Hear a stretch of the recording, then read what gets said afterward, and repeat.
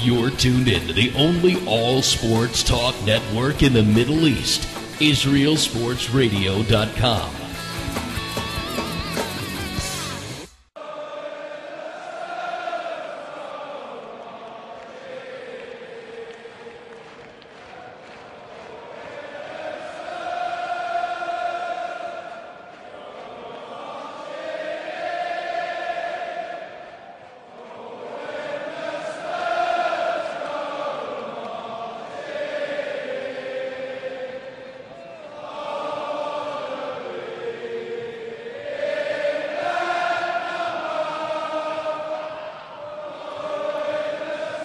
And a very good evening to you from all the crew at Goal as the Spurs fans go absolutely mad in the background.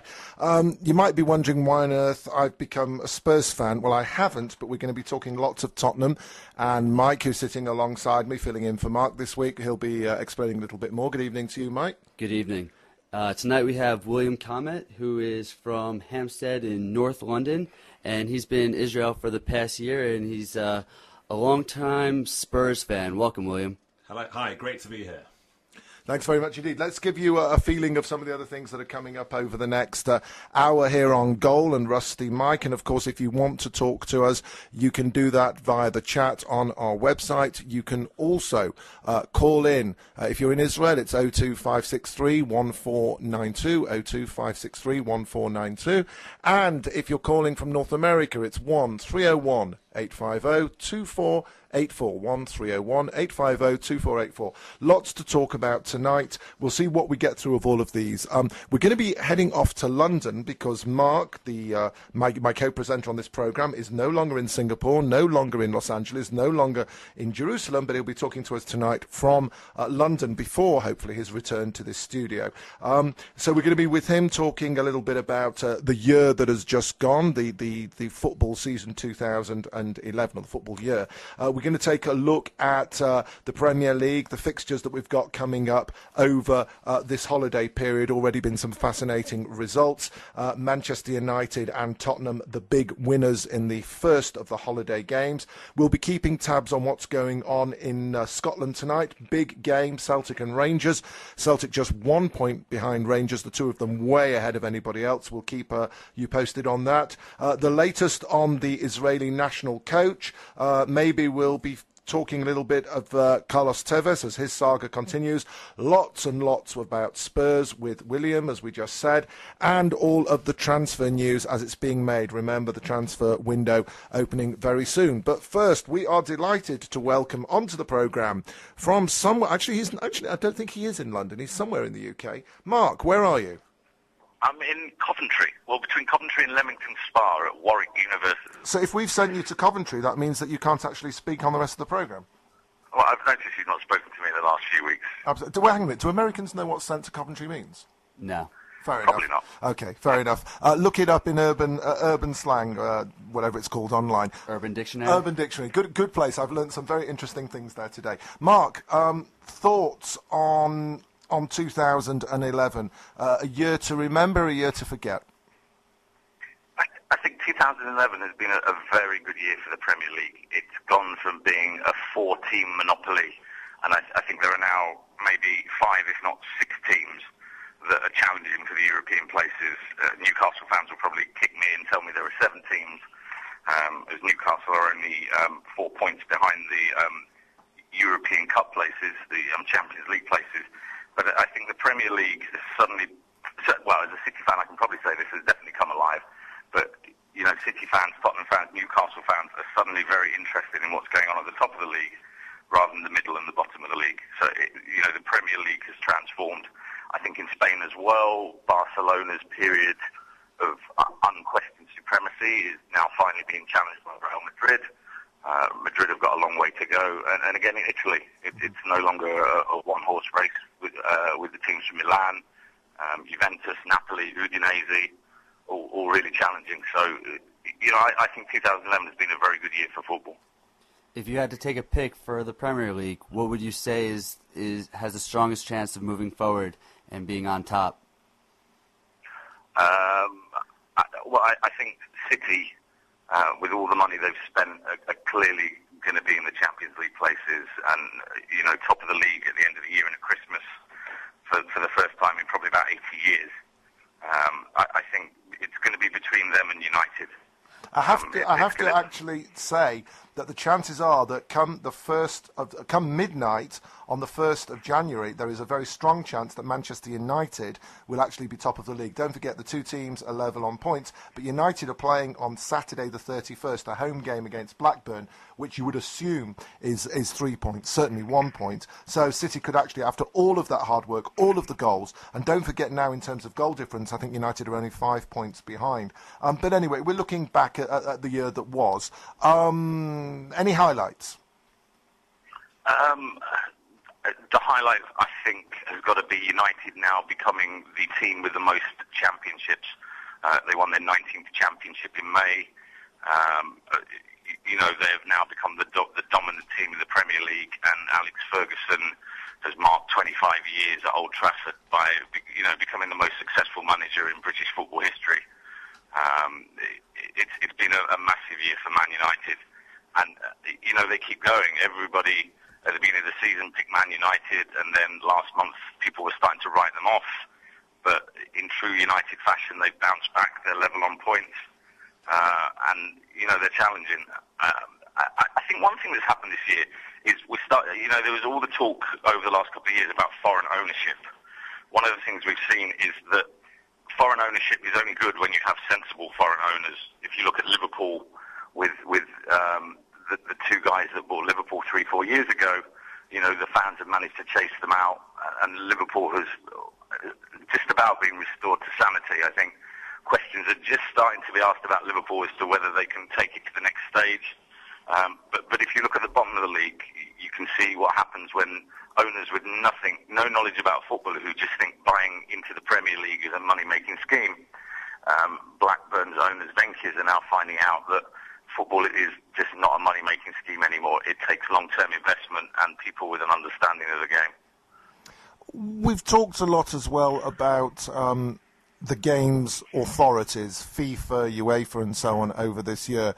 Do you think that the scandals, for example, over the World Cup and so on and so forth, do you think the fact that all of that has come to light is good for the game, that eventually the bad guys will be chased out of the game and it can get back to being, almost like it was in the amateur days when people were paid, a few shillings a week to play football? No.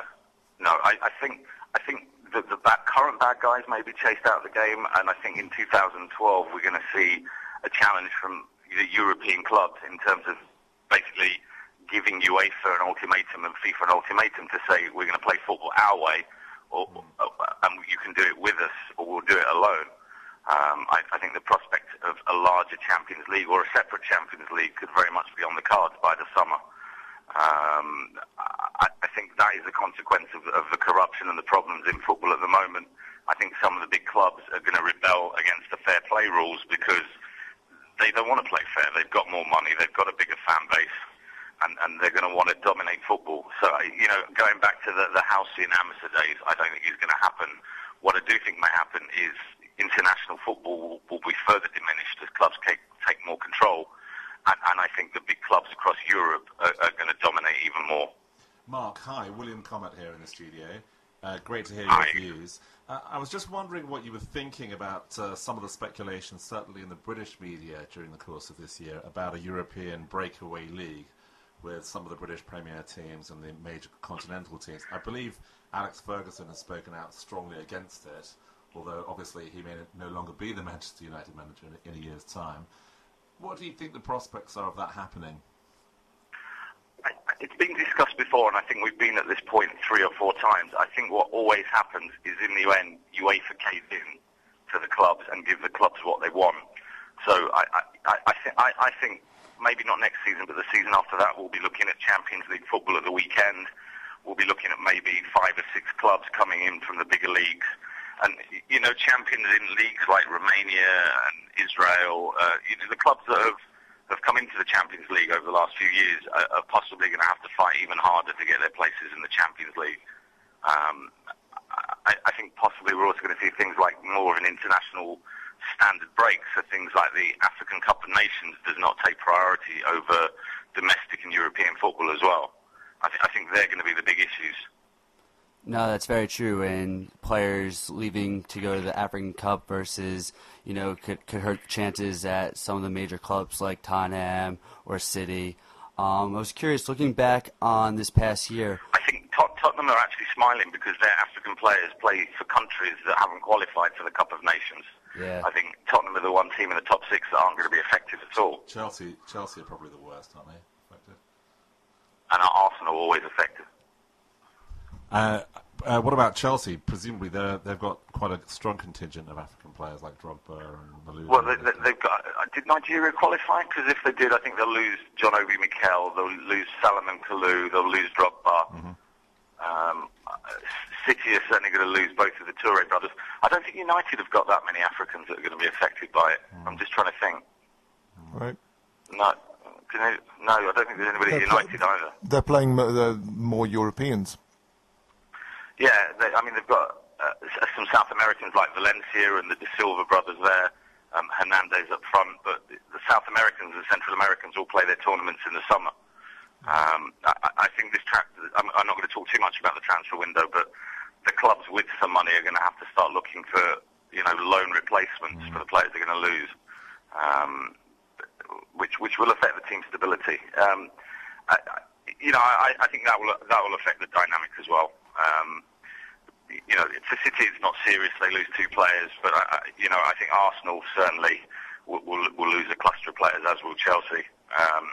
And even when they do come back, they're going to be tired out before they get to the next stage of the Champions League.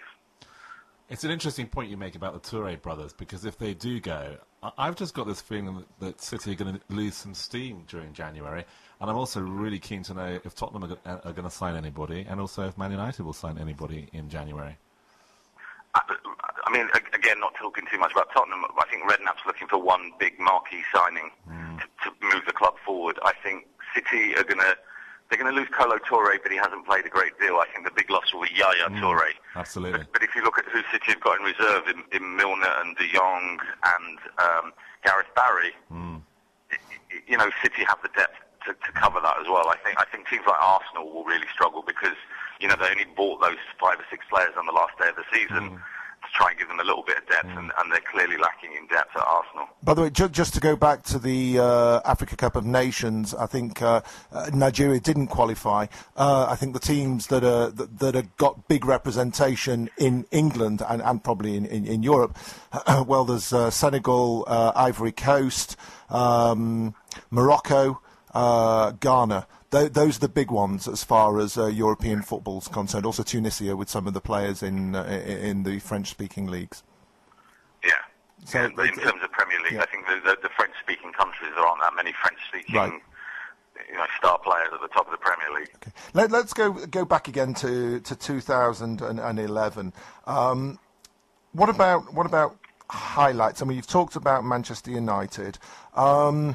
Manchester City, we're City fans, winning the FA Cup for the first time since you and I, were you born when City won it the last time? Yes. Just. You must have been in diapers, as they say. I mean, does that rank up there with United winning the championship? I think it's significant for City. I remember we spoke about it at the time. United had a banner that had sat there for 20 years, keeping score of when City last won a trophy. And I think there's something psychologically important about the fact that City are no longer, the comedy team of Manchester. They're real rivals. It ultimately is only the FA Cup, and as we know, cup competitions in England have been devalued somewhat. But they did beat United along the way. And I think it's important for the psychology of City. Certainly, when you look at City this year, they're no longer a team chasing a trophy. They're a team looking to win, as many trophies as they can. What about in terms of Europe? I mean, it's time for European Player of the Year, World Player of the Year, which have been merged into one list. Clearly, everybody says, "Oh, Messi's an amazing player." But what about, for example, and I hate the fact that we always think about goal scorers here, and that defenders and goalkeepers never get a shout. But do you think that there's a case for Van Persie to be the sort of the European or World Player of the Year, given the amount of goals he's scored this year? There should be a case he's not even nominated. Strangely enough. I meant your opinion, not what they're going to do at the Ballon d'Or. Certainly, for me, he's been the best player in the Premier League this year. He's just been, he has kept Arsenal where they are. The talk of, the current season is that David Silva has certainly been the most exciting player in the Premier League. But, Van Persie just keeps scoring, and as long as he's fit, Arsenal are a very, very difficult team to beat. 442 magazine published a list of the top 100 players in the world in their view, and it's significant. They had 7 goalkeepers in the top 100, which is almost proportional to 1/11th. It's not quite there, but there are goalkeepers in Europe getting the recognition. But the other significant thing, I think, out of the top 10 players in the top 100, I think 6 of them were playing at Barcelona still.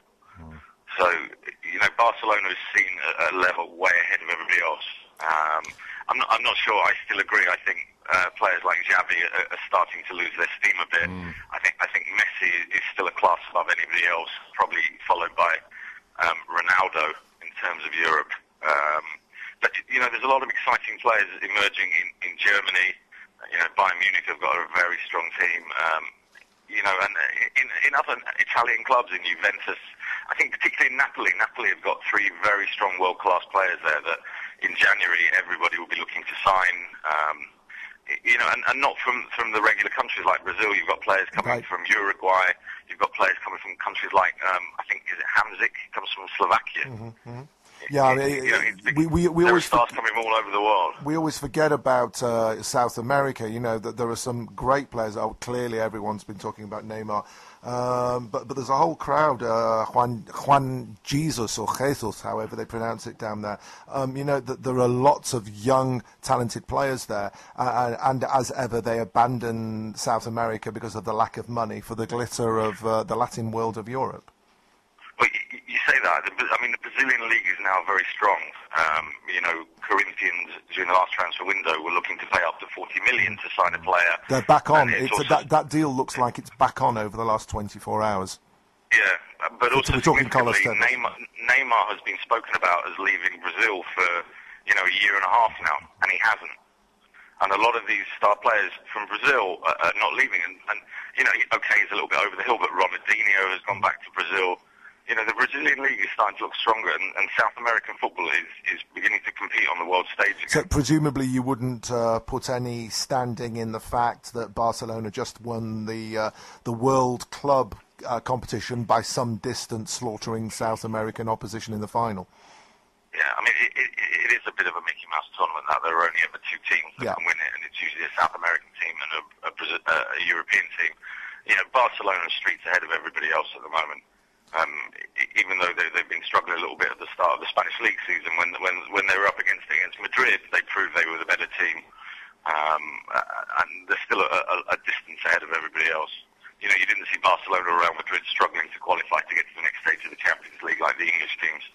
Mark, I don't know if you saw the Special Ones interview the other day, Jose Mourinho. I just got the sense that he's got his swagger back. Now that Real Madrid are at the top of La Liga, and I just get the sense that there's a changing of the guard there. I think the age factor at Barcelona may be starting to tell. What do you think? I think Mourinho got his swagger back in the summer. He spent a year battling to get rid of Jorge Valdano as director of football and take control over team affairs and signings. And I think Mourinho knows he has no excuses. It's his team. And I think that's what's given him the extra strength. He's got nothing to be complaining about. This is his team, and he now has to put his reputation on the line. And, he's done it in 2 countries already, or 3 countries, Portugal, England, and Italy. I don't see any reason why he won't do it again. other than the fact that, year in, year out, under Guardiola, Barcelona are just so strong.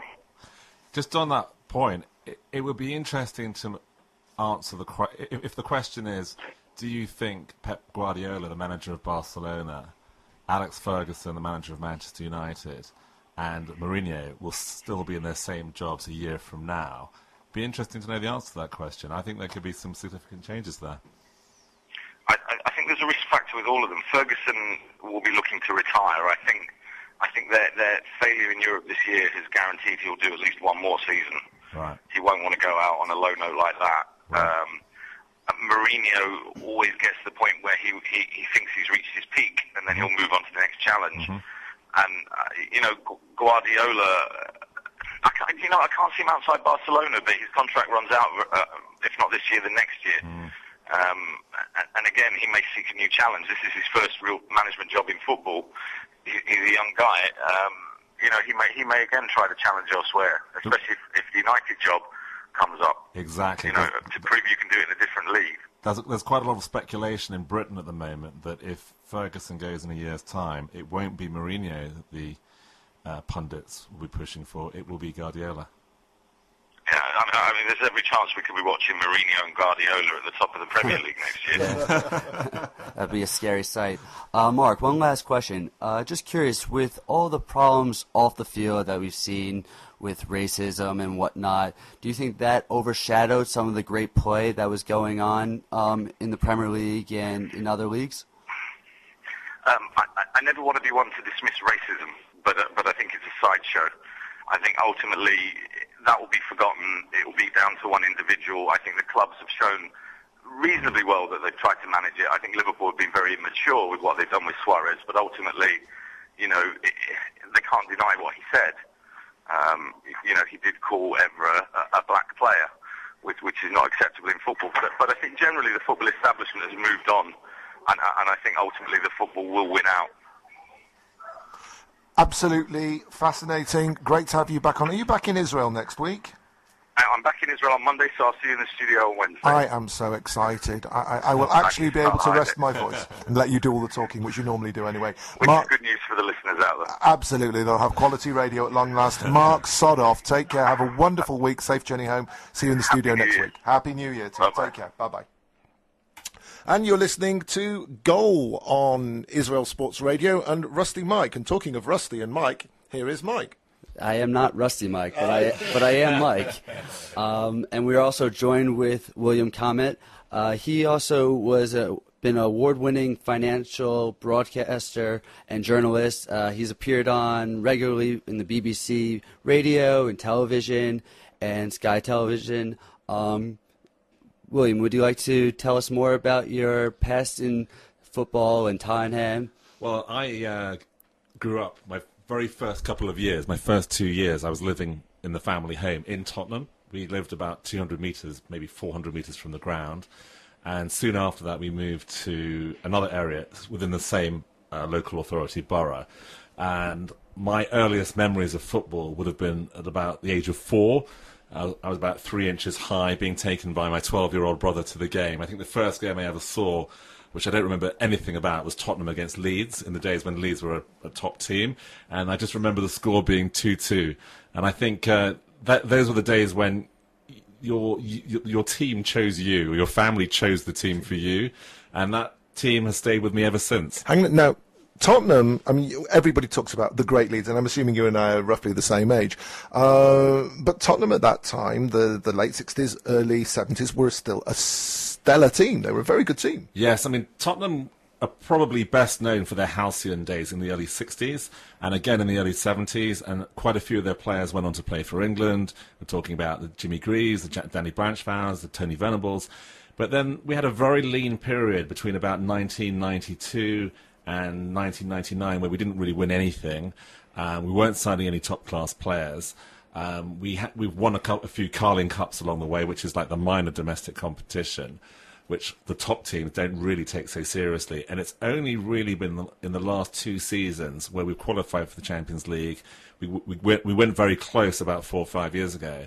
We're now starting to sign potentially world-class players. I think Van der Vaart is probably the one top player we've signed in the last 2-3 years. But the problem we've got is when any member of the spine of our team out of the top 5 or 6 players is missing, we don't look the same team. So you're saying you've not got depth in the squad? Absolutely. You've still got 30, 40 players on the books. Yeah, this is something we were talking about outside, and I think if Tottenham sold perhaps 12 or 14 of their fringe players, no one would really notice. And I think if Tottenham are looking to buy that special player that Redknapp is saying that Tottenham might want to sign in January, that's an area where they might have to look at, because what a lot of football fans or sports fans might not appreciate is if you look at the top teams in European football, Manchester United have an annual turnover of £428 million sterling. That's roughly about $600 million. You look at Real Madrid, they're about 750 million. If you look at Tottenham, it's around about 250 million. So their spending power based on turnover is significantly lower. So they're struggling to sign star players. Is some of that down to the fact that Tottenham has failed miserably in its bid to get a new ground? Well, it's not only due to that. If you go back 20 years ago, or even 30 to the 1980s, Manchester United were achieving gate sales of around about 55,000 a week. Tottenham were getting about 30. So do the maths and you see the revenue. Arsenal a few years ago expanded into their new stadium, and that has really had a significant impact on their turnover. If Tottenham don't get a ground expansion in place in the next 2 to 3 years, they are going to really struggle. But do you want to share a stadium with West Ham, which was one of the links that they were going to have? Well, I don't think it's going to happen. They're going to redevelop the ground either on the site or on the neighbouring site. They wanted the Olympic Stadium. Funnily enough, Harry Redknapp gave a great interview about a year ago when West Ham supposedly won the bid. And he said, what's the sense of West Ham getting the ground if they're going to be playing in the lower division the following season? And that's exactly what happened. Then I can't see Tottenham sharing with anybody unless it's probably the Olympic Stadium. But you know what? No team is guaranteed, and it's all well and good Harry Redknapp saying that. But, as Leeds United found out, if you'd have said to Leeds United in the 70s, 20 years' time, 30 years' time, you're going to be playing in the second and third tier of English football, the same for Manchester City, everybody would have laughed. The same thing could happen to Tottenham in a few years' time. So, you've got to be careful when you make these points. Two or 3 seasons ago, when Harry Redknapp took over, we were at the bottom of the league, so quite easily it could happen. But I think the other reason why Tottenham won't move is, if you look at the area where Tottenham's situated, it's a London borough, the borough of Haringey. There are 33 boroughs with local authority controls in London. That area is, I've got a statistic here, it's something like the 10th poorest area in the whole of Britain. There are only 2 major landmarks in that borough, and we're talking about an area with a population of 250,000. It's almost half the population of Tel Aviv. It's quite a significant area, but it's only got 2 major landmarks. One of them is the Tottenham Hotspur football ground, and the other one is Alexandra Palace, which used to be kind of like my back garden to my parents' house. It's where the BBC's first ever television programme was broadcast in 1936.